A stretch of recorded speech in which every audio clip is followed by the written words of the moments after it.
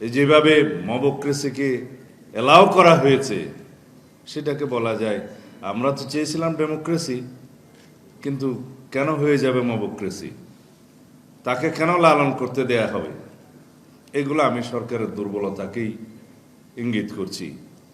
এগুলো আরো কঠোর হস্তে দমন করতে হবে। বহির্বিশ্বে বাংলাদেশের ভাবমূর্তি বিনির্মাণের আমাদের এখনই সময়।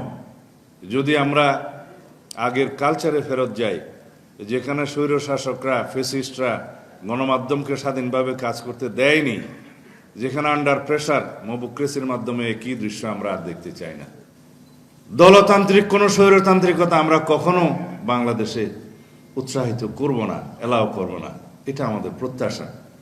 সেই প্রত্যাশা এবং এই অঙ্গীকার পূরণের জন্য আমরা আপনাদের ভূমিকাকে দয়া করে কামনা করছি, যেন জাতির ভবিষ্যৎকে লক্ষ্য রেখে জাতি বিনির্মাণের জন্য সেটা আপনারা করবেন আশা করি। এখানে আপনারা, আমি মনে করি আপনারা যখন কথা বলবেন সেই লক্ষ্যেই বলবেন। আমরা আমাদের নেতাকে অভ্যর্থনা জানাবো, সারা জাতি অভ্যর্থনা জানাবে, সেটা হচ্ছে আমাদের আপনাদেরকে আহ্বান করার একটা বাহানা।